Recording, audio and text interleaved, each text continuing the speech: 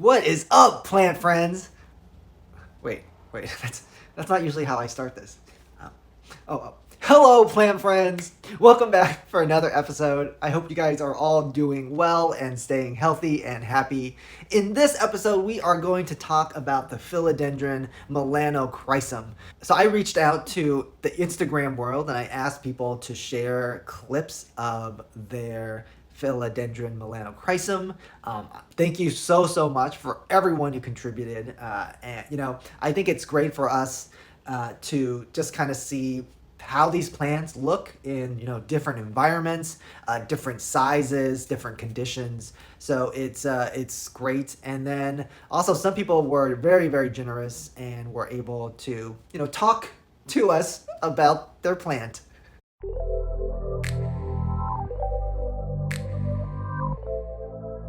Hi everyone, my name is Kenisha and I'm going to show you my Philodendron melanocrysum. So I've had this plant probably about a month now. Initially when I got it, it had its initial leaf, which was about this big, and it was a fresh cutting. Now you'll probably see in the pot there's a little dip here because the stem of the leaf died away, so I cut that off and I've just left it to kind of dry out basically. Now when I initially got this plant, I let it acclimatise to my house, which was fine. This leaf was kind of the coppery brown, so it was getting into its dark green, kind of, I think what they call it, black gold stage.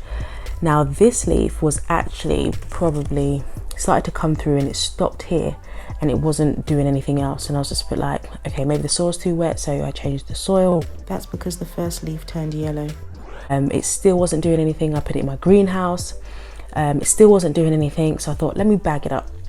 So I bagged it up, Ziploc bag, and the humidity in there is like 99% consistently, and within 4 days this is unfurled and here it is now. So this is my newest leaf, as you can see. The main leaf, you can say it's about the size of my thumb, and I will keep it bagged up for a little while because of the high humidity.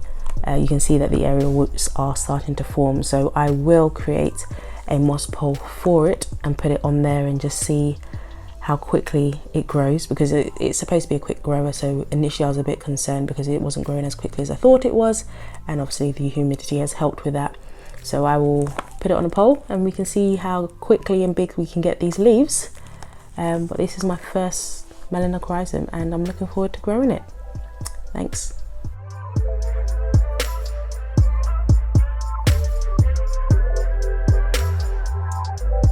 The Philodendron melanochrysum, also known as the black gold, it's definitely one of the hottest plants right now. It's just really striking.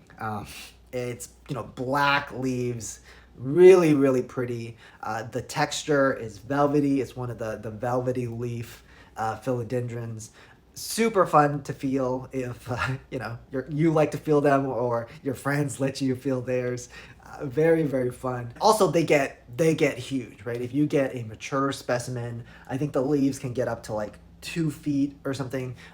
They start off small, but they get really big. If you get them as a small plant, it's just super fun to watch them grow and see how big your leaves are going to get. Generally, if you want really big leaves, you will have to have something for it to climb on. It was an expensive plant in 2019, and it continues to be a very expensive plant these days. So given how beautiful it is and how expensive it is, I think it can be an intimidating plant for hobbyists just getting into these rare plants. But it's a super easy plant to care for. In fact, I think that pretty much all of the velvety leaf philodendrons are just very easy in terms of they don't need that much light. They can tolerate a good amount of water, so root rot is something that is less of a concern for them compared to your monsteras. Yeah, they thrive in a wide variety of humidity, of temperature, of light, of water. So very adaptable. When you receive them or after you pot them, they usually show some decline. I feel that all my velvety leaf philodendrons have been pretty wrecked after shipping. So that's always been an issue for me. And then also I think when you repot them or change media, they tend to decline a little bit, but in most cases they bounce back pretty well.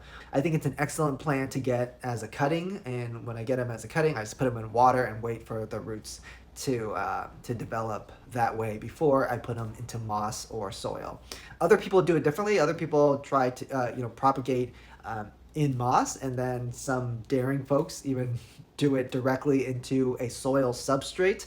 But I do mine in water, and it's been pretty successful. Hey everyone, thank you so much Jimmy for inviting me back to be in one of your videos. My name is Johanna, and you can also find me on Instagram as Plant Lover. Today I'm going to talk about Philodendron melanocrysum, as is everybody on this video. And it is one of my favorite plants. They're all my favorite plants, you guys. I can't say one is more my favorite. Like, whichever one I'm holding is my favorite at that time.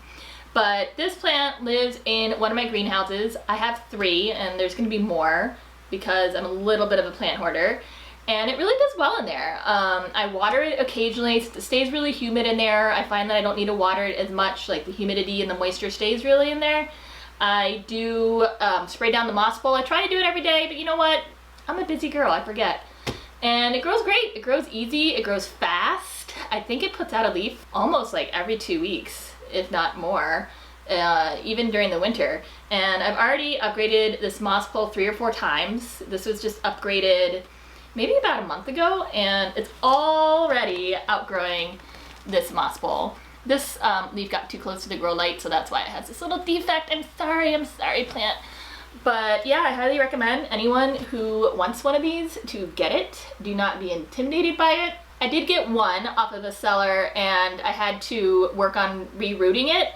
And as I was working on rerooting it, it got these awful, dreadful spider mites. Like, I love bugs. I put them on my face. Like, I am a huge bug fan.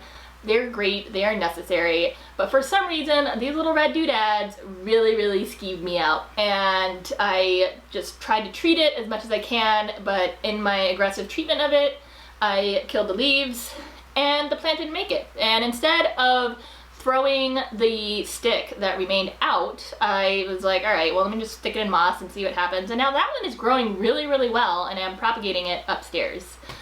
And I find these guys root really well and really easily, and they're great. I mean, it's a great plant to experiment with. It's a great plant to own. It's a beautiful plant. I just can stare at this all day. So yeah, go and get one. I'll talk to you later. Thanks. Bye. The Melanochrysum was super popular and super hot in 2019, and I was like, okay.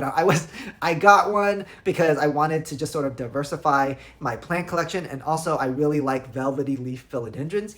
So I just kind of had it. I had to get one to build my collection, but I was like, okay. And I think, like, even the first couple months after I've gotten it, I'm just like, okay. But I think over time, I've really gone to enjoy it much more and appreciate it much more, just because, one, it is a velvety leaf philodendron, but two, the leaves are black. The mature plants, I would say, are a very dark green, but a lot of plants on the smaller side, the leaves are black. It adds a different color, a different texture to your collection. I think that's it for this episode, guys. Thank you so much for watching, and till next time, happy planting.